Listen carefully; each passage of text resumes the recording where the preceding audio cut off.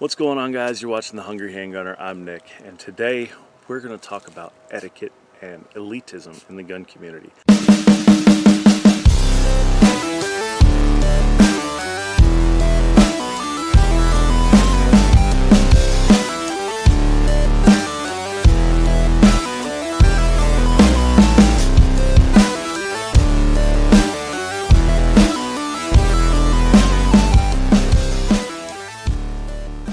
So if you're new to the channel, guys, welcome. Consider hitting that subscribe button.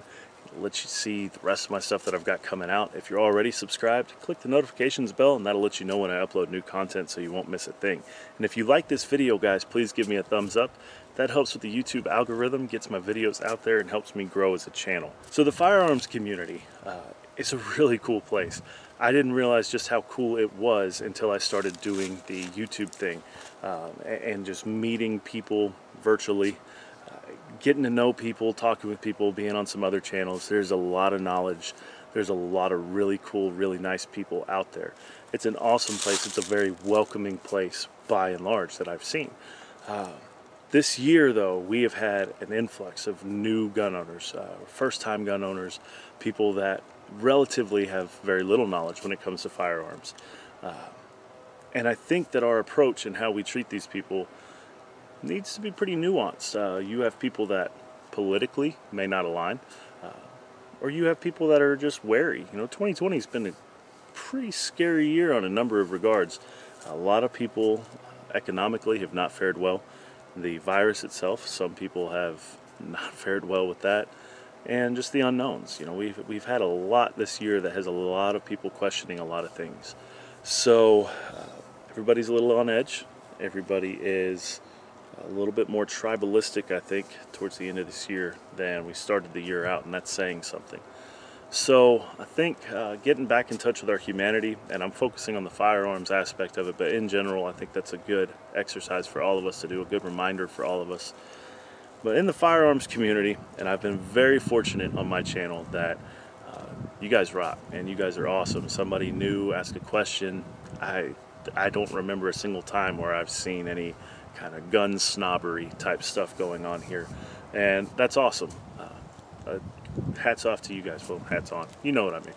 Anyway, that is not always the case. I'm in a lot of Facebook groups where it's not really the approach that gets taken. If somebody's excited about a new purchase, they post a picture up, and the first however many comments are nothing but bashing their gun choice, bashing their ammo, bashing their optic, their light, or their holster, or them personally. And don't know if that's the best idea to be doing right now. Now I know immediately somebody's saying, well, if it's a bad light or a bad optic or a bad gun, I have a responsibility to tell that person. Maybe. And hear me out.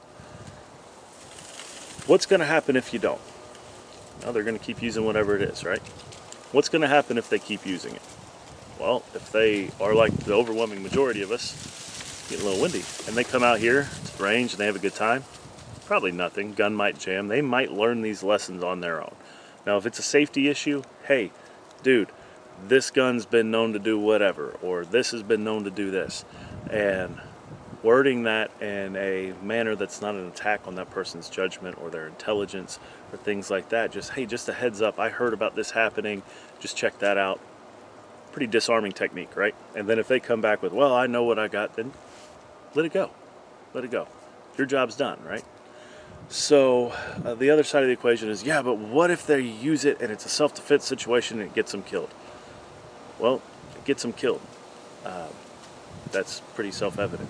But the other thing, sorry, my dark sense of humor. Are your comments going to make them change their mind? If your comments change their mind, are they financially able to make those changes? A lot of people aren't. I wasn't a few years ago.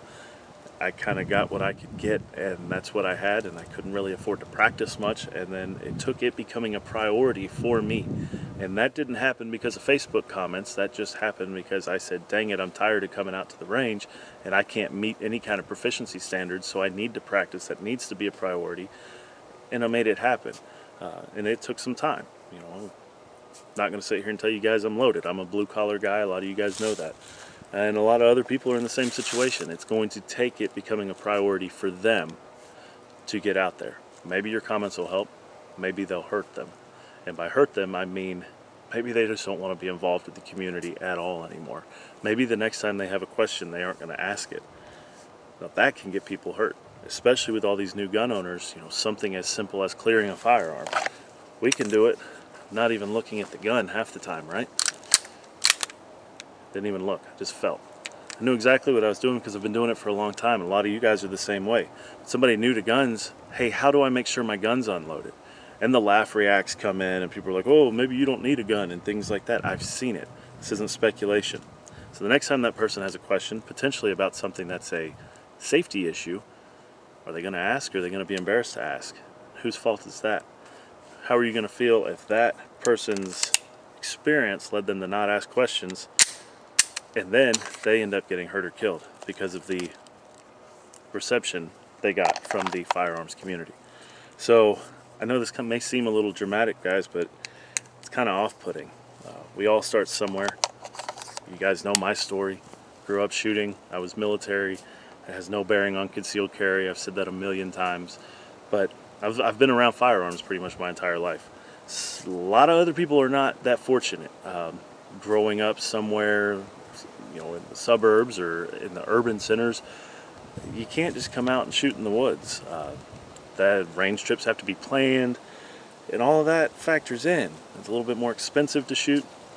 A lot of people didn't grow up getting to shoot as much as a lot of us that grew up in rural areas.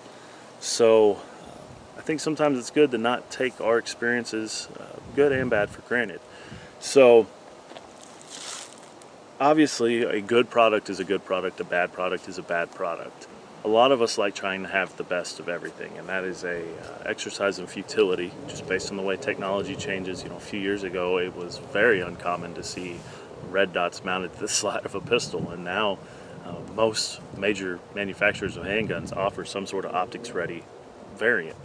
So the way technology changes, everybody's trying to stay at the top of the game, the best of the best, and that's fine if that's your thing. But for everybody else, you know, the good enough aspect, the good enough approach to life very much does come into the firearms world, and that's fine. It's not your gun, that's their choice. Stop being a jerk to them about it. And I think overall we can all kind of focus more on what unites us than what doesn't. I'm saying all of this because I think we're in for somewhat of a fight next however many years, with public perception of 2A, the political interpretation of 2A, and subsequent enforcement based on new policy. So we need to kind of unite. You have a lot of people politically that may have been our adversaries before as far as gun rights go. A lot of people that I have talked to never saw a need to own a firearm until this year. And now is the time to come together. Now is the time to be careful with the way we talk to each other, to not make enemies out of newfound friends. I think that it's going to take every voice. It's going to take everybody talking to our elected officials, if they even listen. And I know that there's dissent on that topic, whether or not it even matters. I don't know. I'm kind of like the band playing on the Titanic. I'm going to keep trying until it's absolutely too late. And then, you know, push comes to shove. I think we all know the true premise of the Second Amendment. But talking to people, the way we talk to them, educating them, building that firearms community, stretching the borders of that community, and bringing in all the people that are, you know, kind of 1 foot in the door, 1 foot out of the door. What is all this? You got to remember, for somebody that's leaned left, may have been against gun ownership and gun rights, the news sources and things like that that they took in did not paint people like you and I in a good light at all. Everything that you would see in those headlines is typically right-wing gunmen, right? Right-wing extremists, white supremacists. So especially if you belong to one of those minorities and you're kind of like, well, you know, I want to protect my family, but I don't know if I can really, you know, I don't know what to expect on the other side of this door. Let's show them what's on the other side of the door. We're not monsters we've been made out to be, so let's not act like monsters. Let's act civil, let's act responsible, let's be helpful. Sometimes if you have an opinion on somebody's gear or their choice, sometimes it's best to let sleeping dogs lie, right? We don't need to bash everybody's choice, especially if it's to make you feel better. Like, hooray, you have a nicer gun than me. That's awesome. I'm really happy for you. That's great. I'm more impressed by your shooting skill, whether that's a $300 gun or a $3,000 gun. I really don't care. I'm more impressed with what you can do with it on the target. I'm more impressed with how much practice you put in, whether that's dry fire, live fire, first aid training, all of that to make yourself a more prepared self-defender. So let's make it a goal as we get close to 2021. Go into 2021 a little bit more civil, a little bit more united in the firearms community, and actually being a community across the board. And again, I know for a lot of you guys this doesn't apply. I'm kind of preaching to the choir on my channel, but in the hopes that this does reach somebody that needs to hear it, I wanted to put it out. So yeah, guys, again, if you like the video, click like.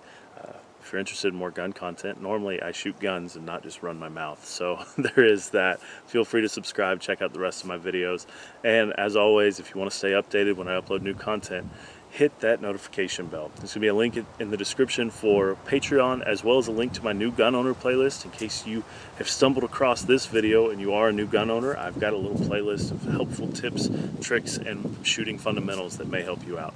As always, guys, stay safe, keep shooting. I'll see you next time.